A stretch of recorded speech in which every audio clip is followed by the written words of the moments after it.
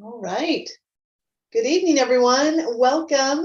We appreciate those of you who are joining us there in the YouTube world. We are live streaming this town hall with Sheldon Stewart. And we are taking comments potentially, or questions, I should say, pulling questions from our chat for those of you who are joining us through the YouTube streaming. Now, we do have a series of questions that we have prepared in advance for this town hall. So we will be starting with those, but I am inviting those of you who have joined us through the YouTube, if you have questions, post them in the chat and we will see how much time is left when we get through our pre-prepared questions. So with that, I just want to give our party chair, Chris, a chance to just say a few words, and then I'll introduce myself, and then we will jump right into the town hall. Chris? Thank you, Marcy. As you can tell, I'm in my car. We're heading to another exciting event tonight for Quinn Cotter, but thank you for having this. Thank you for being here, Sheldon, and thank you, Marcy, for running the show tonight. I thank you all for joining tonight, and I hope that there's some good questions and good discussion. I do want to make it clear that Sheldon has, he went through the convention system. He won 74% of the delegates. That's really hard to do. So, this is a situation where we really want to encourage all the voters to vote for Sheldon, and hopefully that you like what you hear tonight, and you're willing to go and vote for Sheldon. The party, of course, we are all volunteer, all donation run organization. So I always encourage everyone to go to the website, and I'll put it in the chat at slcogop.com and to donate to the party. But I'll leave it at that. I won't take up any more time. This is Sheldon's time, and thank you again for both being on here. Thank you, Chris. Safety first. Glad to see you in your seatbelt, and hope you are enjoying multitasking. So thank you for being here. And again, I'm Marcy Hausman. Pleased to be joining everyone tonight. Grateful for the opportunity to be a part of this town hall. Like you, Sheldon, I'm familiar with the world of being a candidate running for office. I'm currently serving on the Sandy City Council, and just really appreciate all of the time and energy you have dedicated to your campaign. So with that, I will just turn it over to you for an introduction to our viewers. Yeah, thanks, Chris and Marcy. Appreciate it. Yeah, I'm glad to be here. But I'm fortunate that I'm here because my opponent did end up gathering signatures. Matter of fact, paid $14,600 to get 1,700 signatures. And that's the reason why we're here today. But a little bit about me. I'm currently on the Riverton City Council and have served there for just over 10 years, done a lot. And I've always said that, 3 terms is enough for me. And that I should look to move on. And so the real reason that got me into this is about 5 years ago, I serve on the Unified Fire Authority Board. And on that board of directors, we went through an audit with the state auditor. And one of the key findings, one of the key issues is that we had executive leadership that served on the county council that was in our executive leadership at Unified Fire Authority. And for those that didn't know, Steve DeBry is a chief with inside Unified Police Department, which is deemed executive leadership. So he serves the people of Mill Creek as their chief under Unified Police. And so a lot of those same issues exist inside the Unified Police Department. So that's how I got on this path. And I'm just excited to be here. Grew up in Riverton. Technically, I lived in West Jordan until I was about 5 years old, and my parents moved to Riverton, and they still live in that house. And I just could never leave Riverton. And so most people, when I tell them where I live, they think I live in Harriman, but we like to call it the Riverton. I like to call it the Riverton Peninsula, but others like to call it Riverman. So, but it's great because I've made a lot of friends that are, live in Harriman, live in Riverton. All my kids are grown and married, and my youngest daughter and my son live in the Riverton boundaries. And so they are here with us. And my oldest daughter, she married a Davis County boy, and something with those Davis County people, they just don't like to leave. So she's up in Davis County. But thanks for being here, and everybody that's out there, and Marcy and Chris, thanks for helping me and hosting this. And And this will be my second opportunity with y'all. And so I just want to be able to follow up. Had a lot of great meet and greets with people out there. And I think we got some new information to share. So. Well, we're so grateful that you've been beating the trail and talking to so many people, and that you set aside some time to join us tonight. So we appreciate you as well, Sheldon. So with that introduction, and I can see the sun is causing some striations on my face, but I'll fix that while you answer this first question. So we'll just walk through our questions, take as much time as you would like to answer them. And when you kind of wrap that question up, we'll move on to the next one. So question number 1, what education and experience do you have that qualifies you for the policy work on the county council? Yeah, so as I mentioned kind of in my intro, I've been serving on the Riverton City Council for just about just over 10 years, 10 and a half years. And I've been on the Unified Fire Authority Board. I want to say that I'm rounding out about my 7th year right now. But outside of that, my full-time job, I work in banking. I graduated with an undergrad in finance, and then I did a master's in global management. And so in my current role, I deal with vendors, contract management. I deal with all of those pieces. I deal with legal stuff. I have to understand different laws and bankruptcy and from the banking side. So all of those elements come together to allow me to be able to go in, evaluate policy and the financial impacts, right? I think a lot of people don't recognize when we do policy, you have that financial impact. And being able to go in and understand that and look at it from that holistic perspective, being able to look at the rulemaking and the policy as it relates to the way that it impacts your individual lives. And bottom dollar is the tax line, right? I mean, as we do this stuff, what does it look like from the tax line? It was funny the other day, I was just talking with someone, there was a Facebook post about the tax line and the library system, which, we have a pretty good library system, but I think there's some things that people don't recognize is that the library system, at least for the people out in the Southwest, is about 1/3 of the cost, at least in Riverton, of our fire.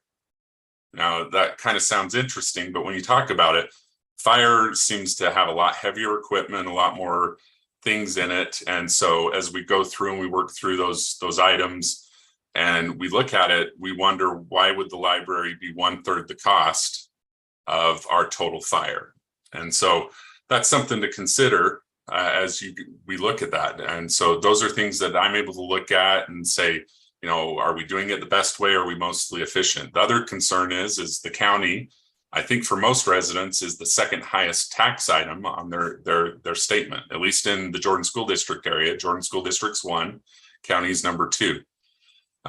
So those are just things as you go out there and you look at it, things to consider. So that's what as I go and I look at that, I'm able to analyze that, tie it into the financial side of things. I'm also able to look at businesses and structures. The bank that I work for, we deal with just over about $4 billion in assets.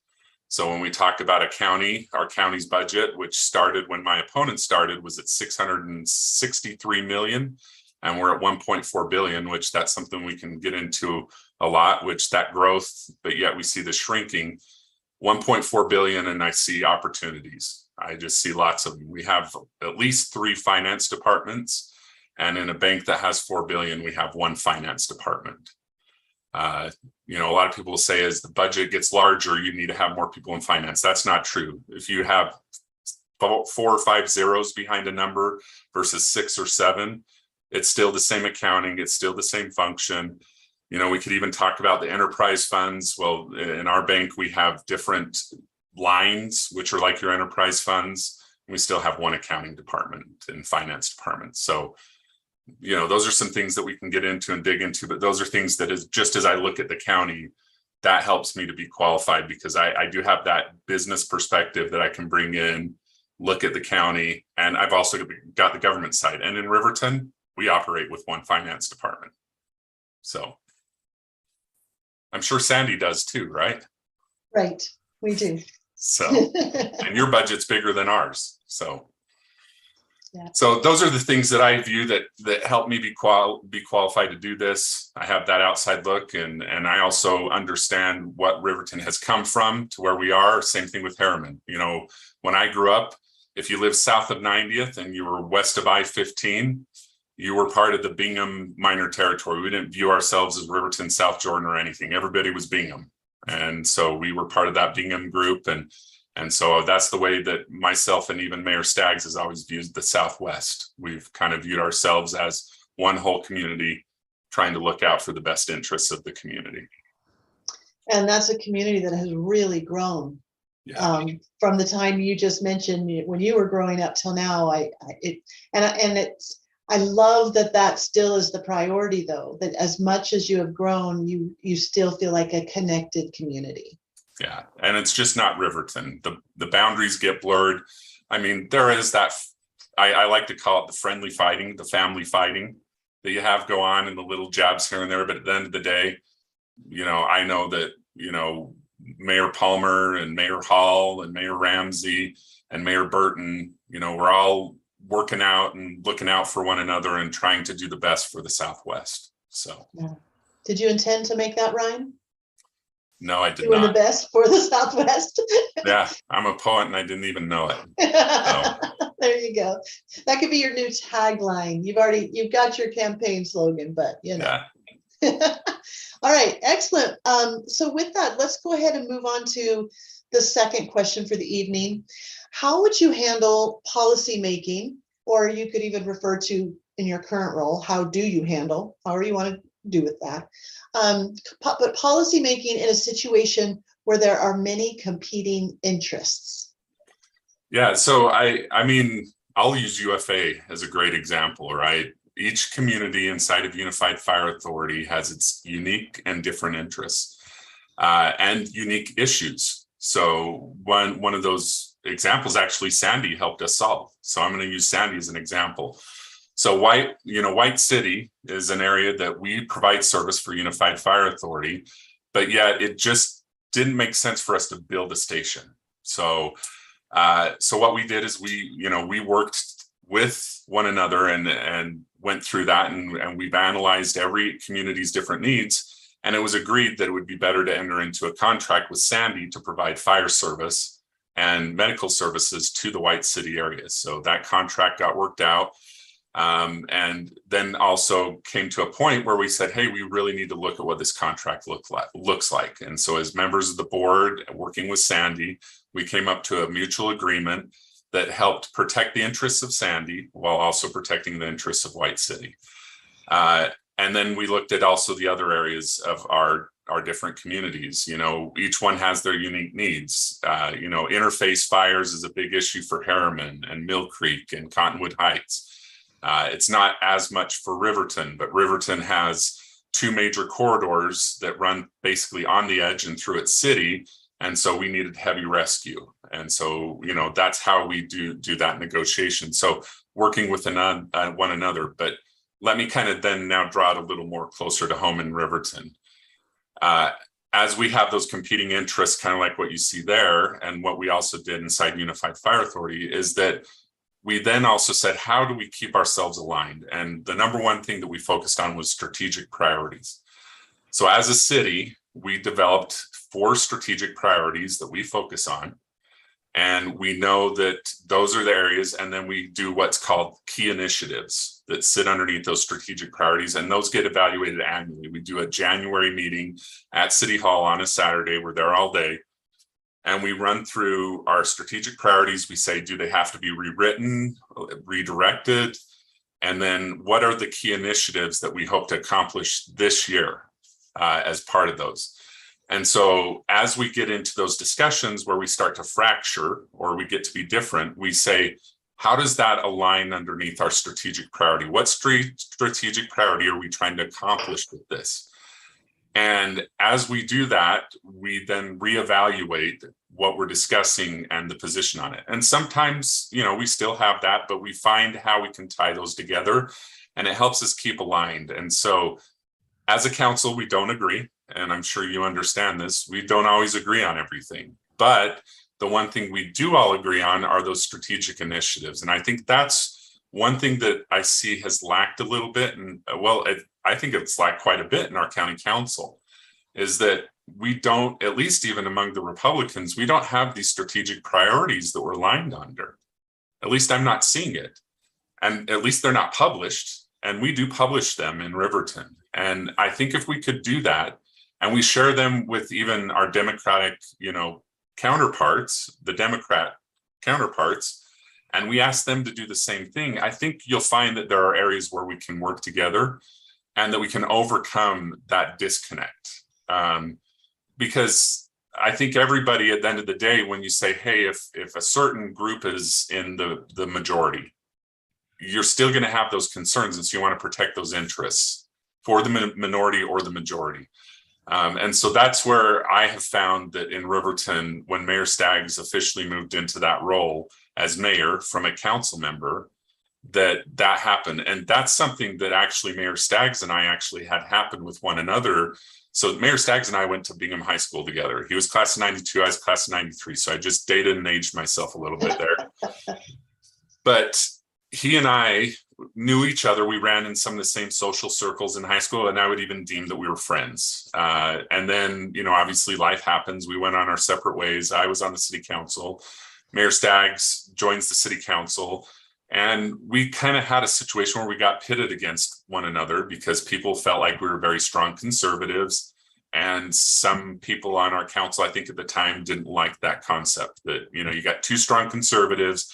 They're going to try and cut all these things. They're going to stop us from doing this. And it got to the point where we were running through a budget meeting, and Robert's rules, Mayor Staggs calls a point of order on me as council member Staggs. And it was a work session. And I was like flabbergasted that it happened. And so I said, hey, can we take a recess? We went out in the hall, and this is where this point of disagreement occurs. And I said, hey, he and I both said, let's get through this meeting. Let's go do breakfast tomorrow. And let's just hammer it out. Let's figure out why we're misaligned. We're too conservatives. We're very fiscally conservative. We're strong on that. What can we do? So we did that, and we went to lunch, and we found out that, hey, there's this play against us, and that 95% of everything we agree on, and on the 5% we're disagreeing on, it was miscommunication. So we got that, we realigned, we made that commitment. And at that point, I supported Mayor Staggs. We got our communicate, because the one thing we wanted to open up is communication and transparency with residents. And so we got aligned on that. We were able to get a communications department that actually helped us do that. We actually modeled some of that after what Sandy was doing. And Harriman had started a path, and they were down a further path. And so we started doing that, and we brought in a great individual. His name's Casey Saxton, and has been done amazing. So he helped us get that communication and really helped us build transparency. Aligning our documents. And I wouldn't say that our financials at the time weren't well written, but we didn't have a good summary document that explained things, that put it good and nice and orderly for our citizens in a formal manner. And we worked through that, and we set strategic priorities with one another that we agreed to, and that bled into when he became mayor. And I found that is the way it is. In my business, we use strategic priorities. We publish those. We say, here's the things we focus on. And it has really helped us move forward, and it helps us move that needle. If you want to say, let's increase our citizen satisfaction, having those goals of communication has moved that needle. And so our engagement last year was amazing. So we sent out a survey to all residents, and I think we were just over, I'm going to misstate it, but it was a really high response rate. I think we were 20% or over response rate, which people doing surveys, that says a lot. And we got a lot of good feedback, and it was helpful. And we also got positive feedback, but we also got negative feedback. And so that's some of the things. So that's really, when you talk about that and you bring that question up, that's really how we do this is we're able to bring those dissimilar interests and find out that we really do have common interests. We just may be defining it slightly different. And so for us as a city, that really has helped us a lot, is those strategic priorities. Publishing them is the key too, so that citizens know that, hey, we're focused on infrastructure, right? And that infrastructure just doesn't mean roads. It means the stuff under the ground, digital, water, secondary, sewer. So that all is part of that. Communication, transparency, that's another area that we're very focused on.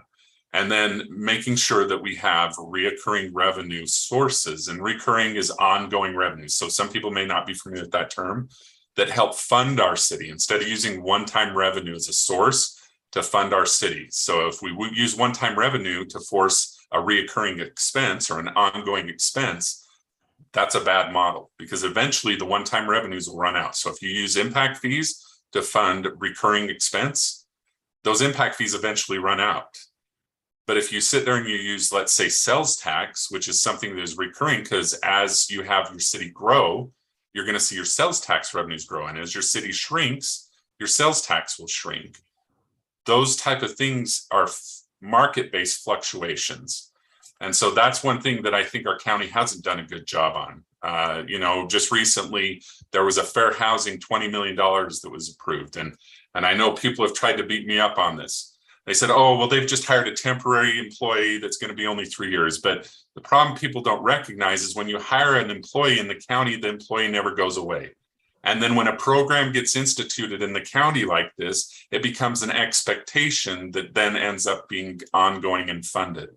And so the other problem is that the funds that were used to fund that 20 million, it's questionable whether or not we should have been using those funds for that. And would it be better invested in infrastructure that's in ground versus fair housing and subsidies? And that's where I have a hard time, because that's one area I've focused on, is I don't believe in subsidies.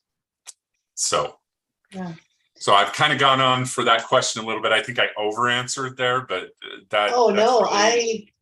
I was going to say, I think it's fascinating that you actually connected, the idea of competing interests and move that into a well-informed elaboration, if you want to call it that, tied to the budget and the budgetary process, because inherent within that budgetary process are competing interests. And so I see it as a completely relevant, dialogue, although you were doing, was the talking, but I think it was because I was hoping through these questions that you would touch on your perspective on budgeting. And I think one way I would summarize what I heard you say was keep the main thing, and identify what those main things are. And then as competing interests come in, or as requests, budgetary requests come in, or whatever it might be, when we all agree this is the main thing, then really the conversation is about how do those things align to what we've all agreed is the main thing. That was my key takeaway from what you shared. So for what it's worth. I really do appreciate that, because it is a great summary, because a lot of times what happens is we have this vision in our head on what goes on, but it's always good to have that other perspective. And it's nice to hear that perspective from you also, because there's a lot of complex things that come in, and a lot of times we do need to ask that question: how does it help us drive further towards that? And the budget is the area where it happens. I would say that 75% of my time is tied to budgetary related activities. Yes. 20% of the time is related to, land use issues. And 5% is that ancillary item that might be an employee issue that we have to get related into, which those I don't like. I hate getting involved in those, just because when it gets to our level, it means it's gotten serious enough. But that does happen on occasion. But for me, I enjoy that. And that's why it's important for me to see that transparency in budgeting, is because that's really the story. Whenever we talk about an investigation, the first place anybody ever wants to look is financial records. Even Hollywood recognizes that. And so as a citizen, if you want to understand your city, the first thing you'll want to do is pull the budget. Yeah. Go start looking at what are those budget line items, what are they going towards, and how are they being funded?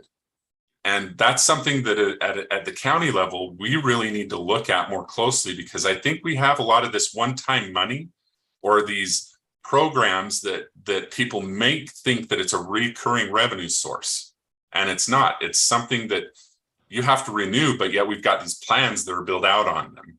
And so that's something we really need to be looking closely at the county, and I don't think we've done a good enough job in the past. So. Yeah, I appreciate that. And I think it was a very thorough answer to the question, and probably answered questions that people were hoping would be asked, because I would agree with you. Anyone who's paying attention to city or county government knows that a predominant portion of the time, the conversation is spent on budget decisions. And I really like how you laid that out in response to the question about competing interests. So I think that was fantastic. Okay, so you've actually kind of, without knowing it, answered the third question, but I'm going to ask it anyway in case you want to just add a little bit of additional detail. So question number 3, what other elected positions have you run for and served in? Yeah, so I ran for city council. Matter of fact, the very first time I ran for city council was against an incumbent, and the district was the largest district within the city. It was a big race.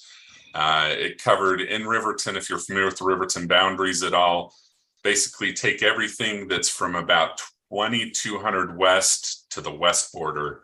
That was that district, and I didn't win. I did really good. I showed up really well. I came out in the primary strong, and so me and the incumbent came out of the primary, but in the end, I did lose to the incumbent. Then with the next census, they did some rearrangement of the boundaries in 2010, and there was a district that was created specifically for the western portion of the city. So basically, we have a canal called the Welby-Jacob Canal. That was the boundary, and 12600 South, and everything that was west of the Welby-Jacob Canal and south of 126, that was it. And I ran against 8 other people in a primary for an open seat, and I came out ahead, and there was one other individual that came out and ran against him, and I did really well against him in the race. I can't remember, I think I got maybe 72% of the vote. So kind of like my convention, 74% against my opponent. And, you know, my big focus, I went and I had lunch with my opponent, and I said, hey, what were the things that you were trying to accomplish? What were you hoping to do? And it was really cool because I got a nice message from my opponent from that race, and said, hey, Sheldon, we need you to get in there and do this. And I have high respect for him, and it's been great. But that's pretty much the only seat that I've ever ran for. I've worked really hard to do that. If you want to consider high school, I did run for offices in high school and junior high, and won and lost, and then got appointed. But then I also serve, as I noted, on the Unified Fire Authority Board. I've sat on that appointment. I've sat as the chair of that board. And I've also participated in an organization that I really enjoy. Right now I'm part of an advisory board, but they really haven't had me do a lot of advising. But South Valley Services, they used to be South Valley Sanctuary. The individual that used to be the head of that organization lived in my area. We went to a fundraiser for it. And if you're not familiar with SVS, it's an amazing organization that deals with people that come from battered and abused homes. It provides sheltering and services for them. And they are one of the shelters that takes both men and women that have faced the ills of domestic violence. And so I have been involved in fundraisers with them. I had the opportunity to serve on that board. I was with them during the time when Jen Campbell, I'm going to give her a shout out because I think she's amazing. But she helped develop a lethality assessment that the state uses, and a lot of officers use that assessment when they come on a domestic violence response, and they have to go through that assessment. And we also got state funding during that time that the state will fund if they can't find a shelter to put them in a place where they can get out of that situation. And now Jen is working at the state level. I don't know exactly what organization, but Jen is great, and I'm glad that she's there. But I've been able to be in that. And so those are some of those things that I didn't necessarily run for that, but got in the organization, and I helped chair that organization for a few years. And they've got a much better board now than the one that I was on then. and they're running really well. And I was happy that in our city, we were able to provide them some space where individuals can come and approach our city and be able to get in there and help. And we're always wanting to partner with that organization. So it's a great organization. And so those are those areas where I have gone out and participated, and I enjoy it. It's been fun to be able to do that. And it's been great to be engaged with our police. And in our city also, we have our own taxing entity for fire and police. And so I serve on those. I'm also the mayor pro tem in Riverton right now. And so I get to be able to fill in for the mayor when he's not available, but also I get to serve on those boards dealing with our law enforcement because we have our own police department, and also on our fire service area, which is our taxing entity because we pulled out of the county-wide to save our residents some money. So with our police and fire, our fire right now, I think we're going to be about $1 million in savings the first year. And then our police, we just found out the last number, and I think we're about 7 or 8 million total savings. It's 7 million for sure, but you know how the county does their calculations and you really don't get the final number till the end of the year. Right now, it looks like it's 7 million total for the 3 years that we've been out that we've saved compared to if had we remained in the county-wide taxing entity. So. Well, I'm a believer that every experience you have informs your leadership in the next role you might play. So I'm glad you looped in your high school experiences, all of the above contribute to who you will be as a policymaker and a leader in the next role you might have. So thank you for sharing that. That was a good addition. Thank you. It's nice to see the human side of people, Yeah. So, okay. So now we're kind of going to those are the more general questions, just to give you a chance to offer kind of this sweeping idea of who you are and why you are doing what you are doing. So let's get into some more of the nitty gritty policy kind of conversations, and especially knowing that should you fill this role, there's some key policy, perhaps some key policy decisions you'll be making pretty quickly. So question number 4, what are your ideas for addressing the housing crisis in Salt Lake County? Yeah, so here's the thing. This is where I come a little bit different than maybe some. Personally, I don't feel like the county should be out there to solve the problem. I personally believe that the county should get out of that. I'm for local. They should facilitate and get it to the local, the cities. But as you look at what we did in Riverton, I don't want to disacknowledge that there is some things where we have housing, because I've got adult children that tried to find homes, and one of them did end up in one of these communities that has been designed. And I think there's a few things, we need to look at is, obviously we need to find those housing elements that are going to allow people there, but we also need to preserve the rights of landowners. That's a very big thing for me. So in Riverton, there's this joke. I think everybody, when we need to do what's called an SD designation, and I think you guys may have used those in Sandy, everybody looks to me and says, okay, Sheldon, how do we word this? And I think they're getting better. They're doing it on their own. But it's my way of saying, how do we offset the impact to the neighbor, right? But allow for the landowner to gain benefit and also address this. And I'm getting to where we talk about the point of, how do we address this housing issue? So obviously there were the state mandated requirements with ADU. You guys probably went through it just like us, where we had to pick from the list. And so there were some that we said, hey, this works in our community. These are great things that work, where we allow people to have secondary dwellings that they can rent as long as they're owner occupied. And so those owner occupied, it allows people to rent their basement. It allows them to have an over garage apartment type of thing that they can rent. Those are some of the things that I think we do. But again, I think that's local level, because I think the county really needs to get out of land use. That's my strong opinion. With what we saw with Olympia Hills, the county doesn't have or is not leveraging impact fees. So anytime that they make a land use decision that has these high densities in it, there is no impact fee coming in to offset the impacts to the neighboring communities. That is a problem. And so as we talk about, what my opponent has thrown out there and said, well, I'm this lone no vote. Well, the argument should have been, why are we even making a decision on this? And the reason why I get so passionate about this one and why I get so frustrated is because phone calls that were made, but the area that in which I live was one of those situations back in 1998. I think it was the Reynolds-Bacher family, but I'm not sure. So don't quote me on that. They came to the county and said, hey, there's this unincorporated area in the area of 4800 West. We want to come and do quarter acres. The county said, well, our policy is anything less than 1 acre, you need to go to an incorporated area. And so at the time, Harriman wasn't incorporated. So my neighborhood is probably the reason why Harriman incorporated. That's the rumors that people have said, is that Harriman incorporated in 2007 because of this deal.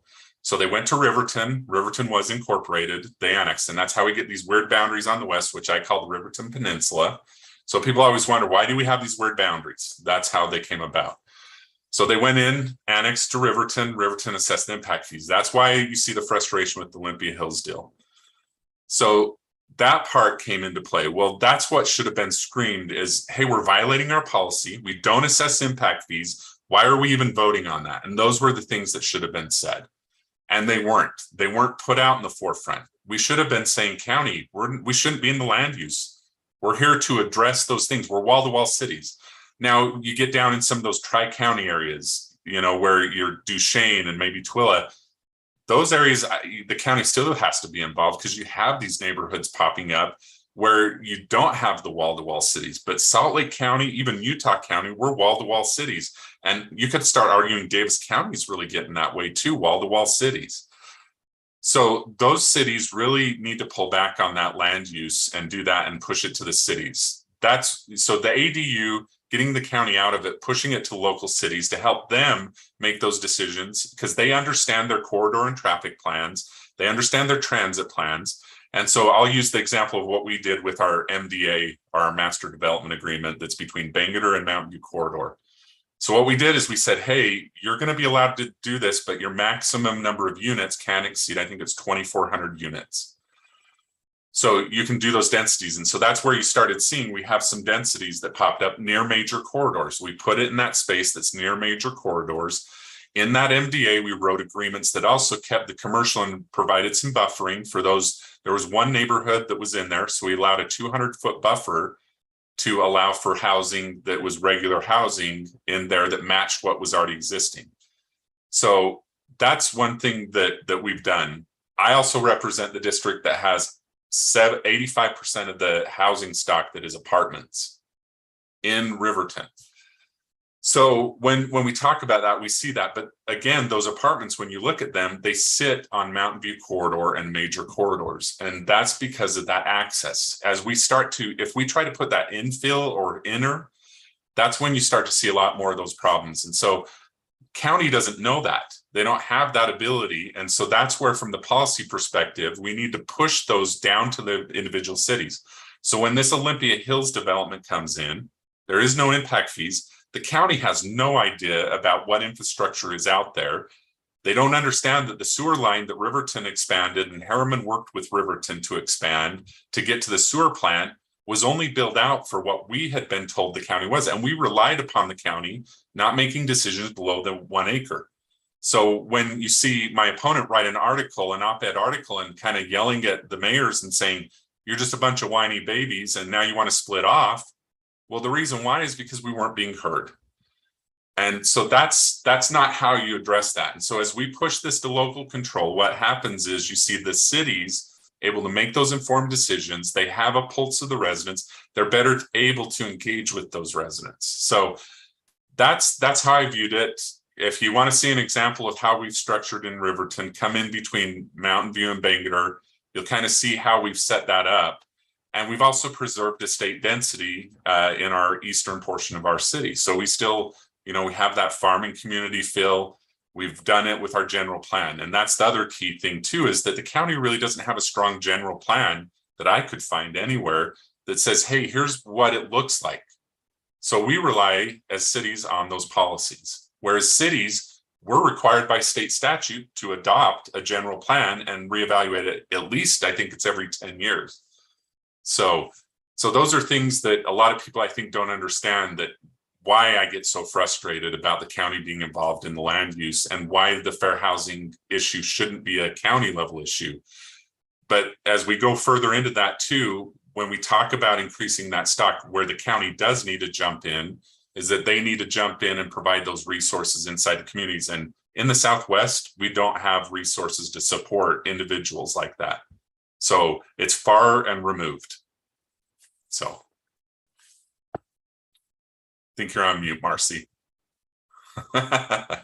Thank you. I was trying not to have any noises distract from what you were sharing. So thank you for that very thorough answer. I appreciate it. So let's move on to question number 5. And before we do that, I checked our YouTube, and I'm looking for comments. We don't yet have any comments in the chat. So just reminding those who are watching, joining us through our YouTube streaming, please know that I think we're about done with our questions. So we will likely have an opportunity to pull maybe 1 or 2 from the chat for you, Sheldon. So just a quick reminder to our viewers, if you do have a question for Sheldon, please put it in the chat. I am monitoring that, and I'll grab it and see if we have time to insert that. So quick reminder there. So question number 5, so you just spoke about, housing infrastructure. Let's talk about transportation and the challenges that accompany, because what we have learned in the state of Utah is you can't make these decisions in isolation. You don't just make a housing decision. You make a housing and a transportation and a walkability and all of that connects, and we consider all of it. So tell us about your ideas, excuse me, for addressing transportation challenges, in particular, the east-west connectivity challenges that you are quite familiar with. Yeah, so obviously one of the things that you're always going to hear us argue on the west side is we need better east-west connectivity, right? We're taking care of the north-south. Bangerter looks like we got a really good plan that's going to probably have interchanges completed, a good portion of interchanges completed by 2027 is kind of the year that we're saying. With some of the major ones on the south end, 126 just got completed, 134 is coming up, and we hear construction will start in 2023 for 134 and 9800. And then 2700 west, there might be a chance that might get done. It just depends. But as we talk about the east to west, there is definitely issues there. And one of the things I've talked about is that Riverton, we've never been just Riverton centric. And I know a lot of people will argue, we might even have our fun little jab with our family in Harriman, but there is 12600 South. We've been working with Wasatch Front Regional Council for a number of years to look for a connectivity point. And so when you see Mountain View and Bangerter, even if you were to pull up Google Earth, you'll see that it starts to narrow as you hit 126, and it stays very narrow until you hit about 13200 South. And that's when Bangerter starts to deviate away and go towards I-15 at 13400 South.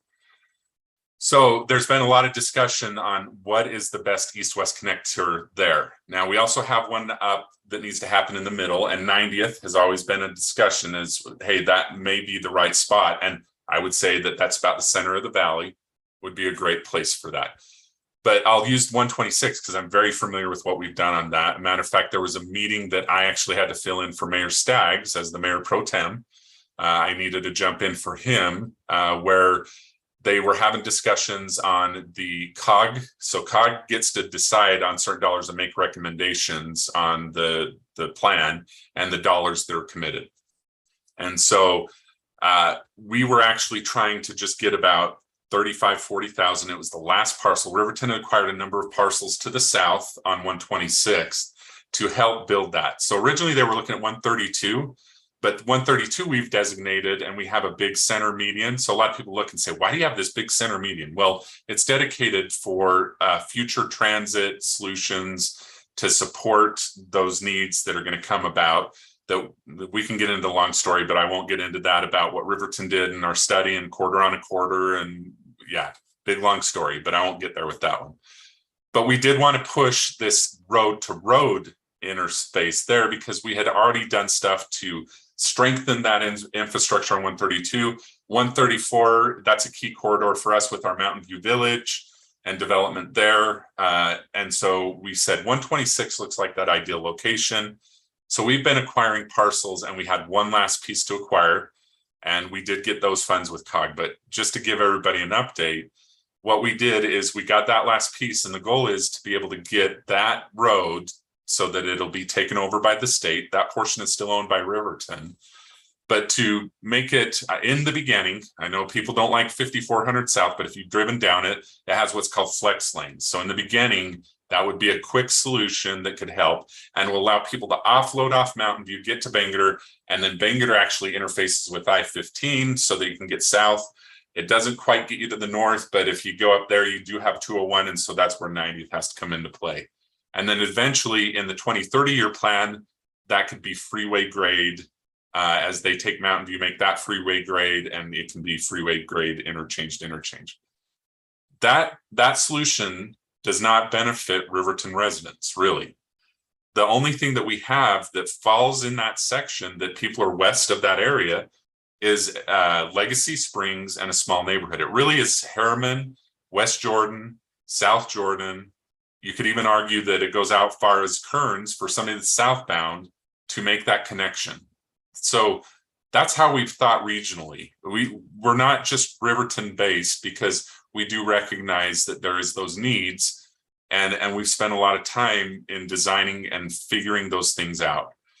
And it's our being collaborative with the state, trying to be collaborative as much as possible with the county, which that's been a difficult thing. And that's why you also hear about the Southwest Mayors Coalition that Mayor Staggs helped form, that all the mayors in the community are. And I kind of mentioned briefly earlier that we've worked a lot with those communities to build those relationships. So us as council members, every Monday during session, we're up there, we're getting involved, we're engaged, we're building on those things. So that's where we talk about east-west. We do need to do more work on 90th. There's a lot of work to be done to make 90th east-west.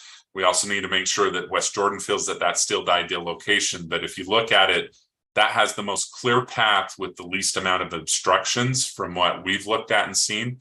And again, Riverton's vested in this because we want to see those things. I mean, I would even say and argue that Sandy wants to see that, because as they have things, that's that east to west connectivity. So that's where we have been looking regionally to do that. And we get involved and engaged, and we have those conversations. And those things are what caused us to really form this Southwest Mayors Coalition.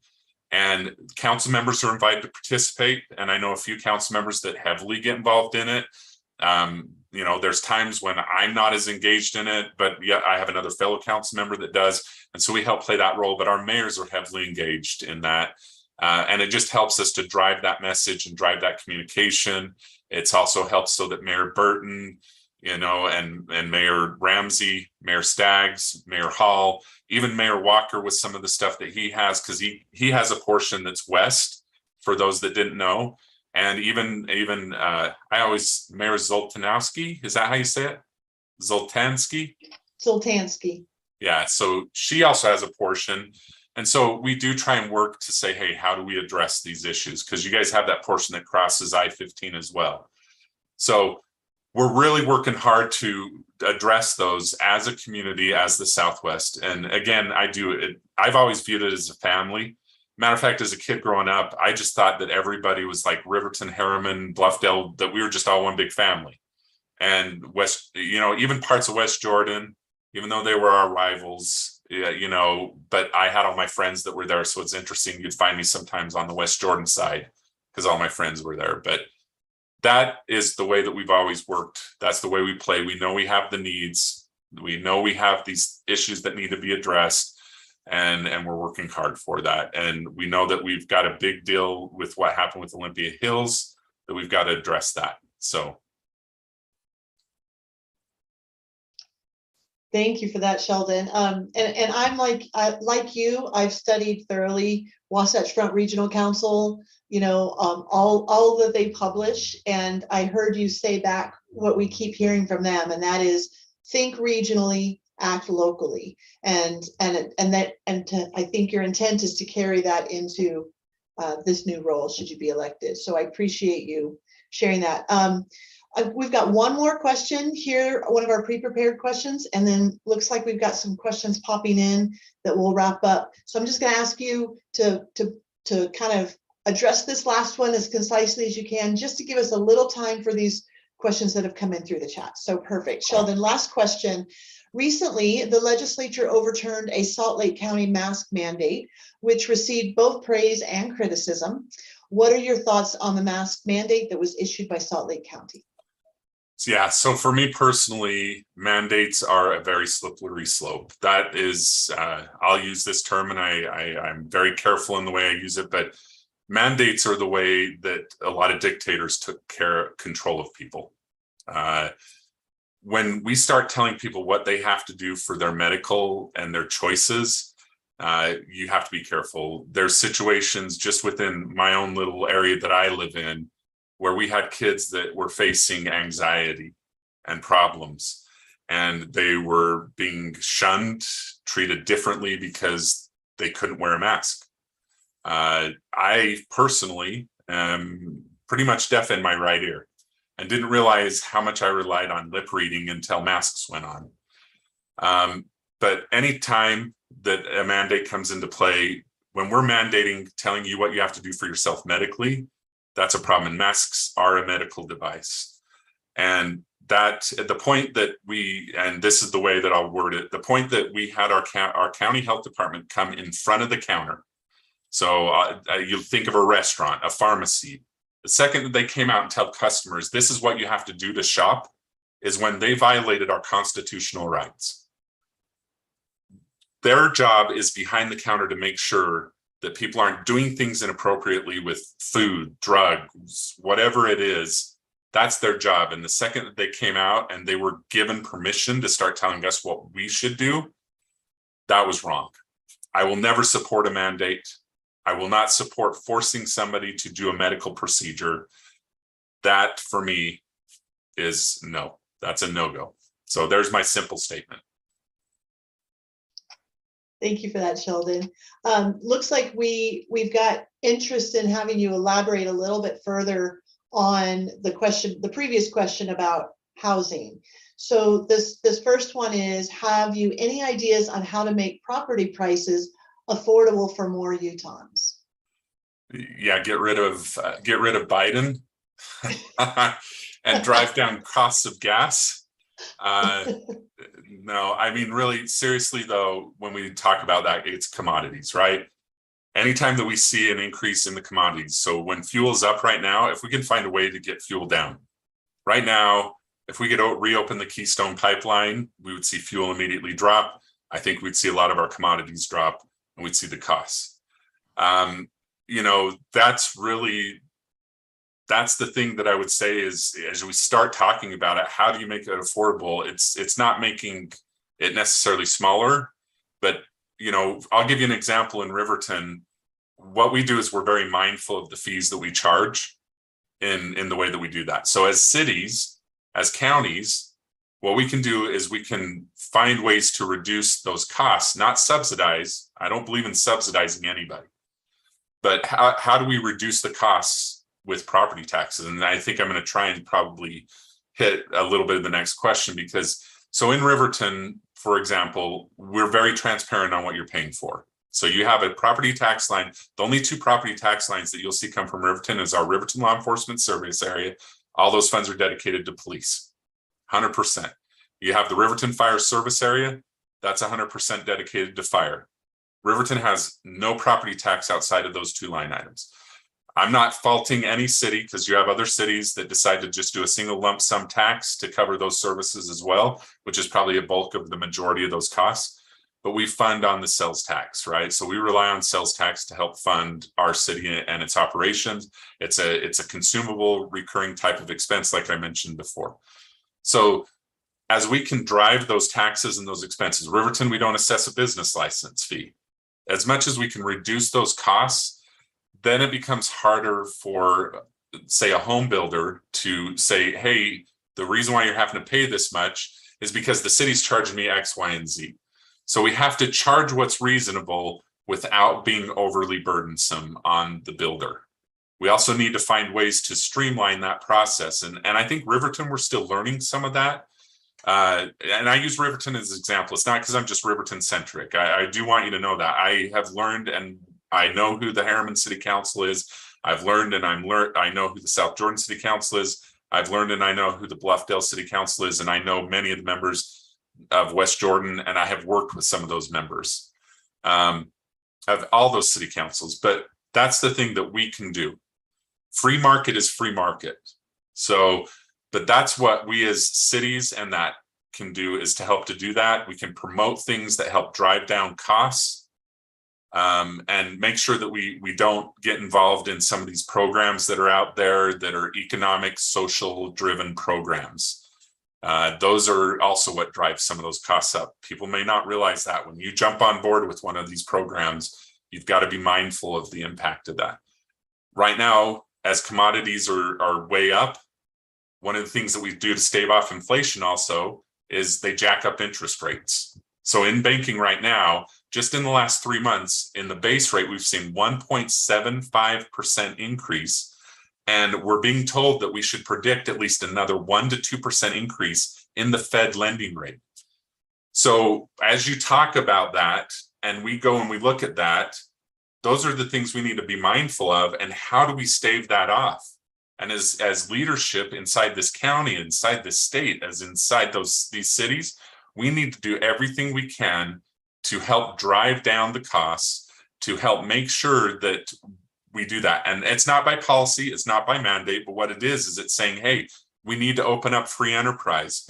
We need to we need to find ways, not necessarily in incentivize, but we need to make sure that our programs don't discourage them from doing that. And I think what happens is some of the programs we see, like this 20 million for fair housing, is not a program that incentivizes. It actually goes towards just a select group of individuals that are going to benefit from this. And it doesn't open up free market and free enterprise.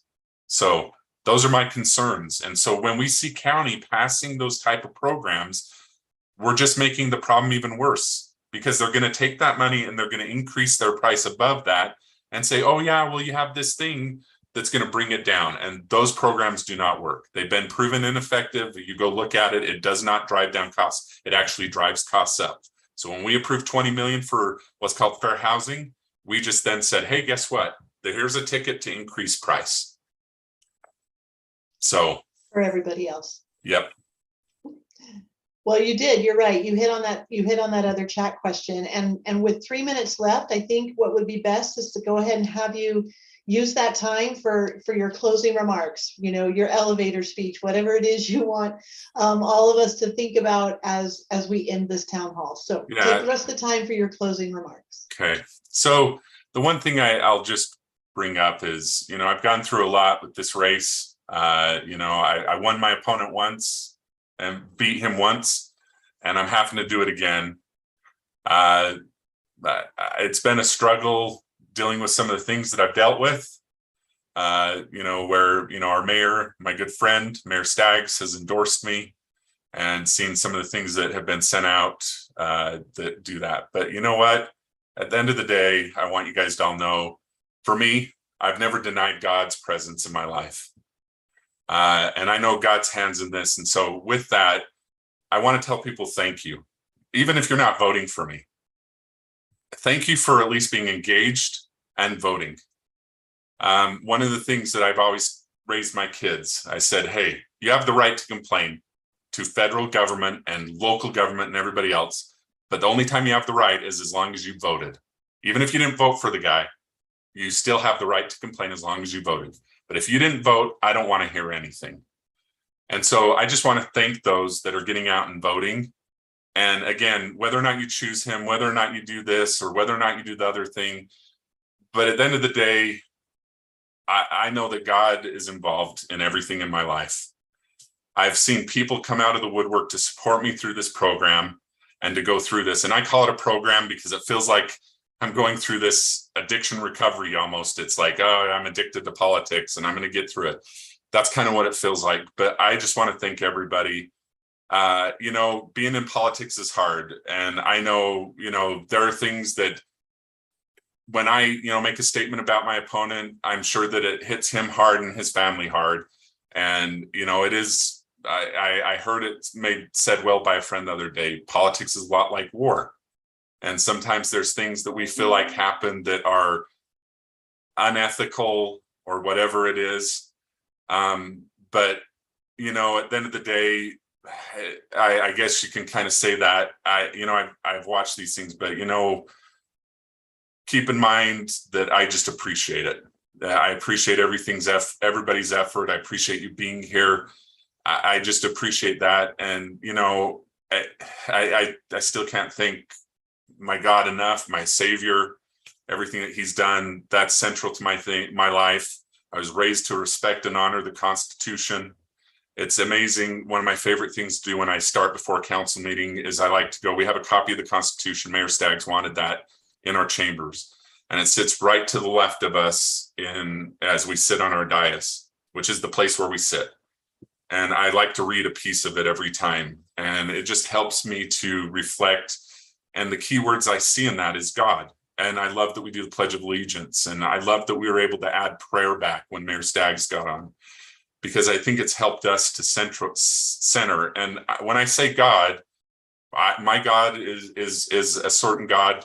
Everybody else has a God. And that's one of the things that this country was founded on, is people were fleeing for religious freedom.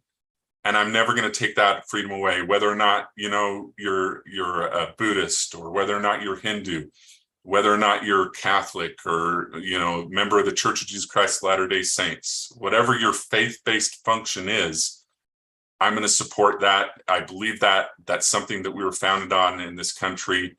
And I know that my opponent has that same base. So that's one area we probably don't differ. We don't differ on that, but there are things we do differ on. And so I leave that with you guys. I want to thank you again. Thanks, everyone. Thank you for voting. That's the biggest thing I can say. So thank you. Thank you, Sheldon. I really appreciate the time you've spent tonight, the time you spent over months and months. It is a long journey. A campaign is a very long marathon. And I've often told colleagues or friends who've asked, it's almost like a 9-month job interview, where you just interview with different people, you know, hundreds and hundreds of different people over the course of the campaign. So thank you for all that you've done, and for the way that you wrapped up tonight's town hall. Really appreciate your words. We again thank all of you who've joined us, who've been watching along live on the YouTube streaming, or who will watch it after it gets posted. Thank you for being engaged. And I, like Sheldon, I invite all of you to be informed and then vote. It's very important to vote. And with that, thank you so much to all who've joined us. Thank you again, Sheldon, Chris. Thank you for putting this together, and we wish you all a good night. All right. Thank you, everyone. Thanks so much. Bye.